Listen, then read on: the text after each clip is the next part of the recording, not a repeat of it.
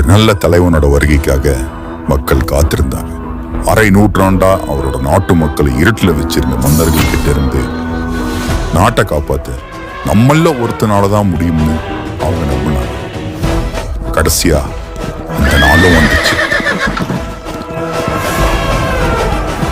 உங்க அண்ணன், உங்க தம்பி, உங்க தோழன், உங்க விஜய் களத்துக்கு வந்துட்டா.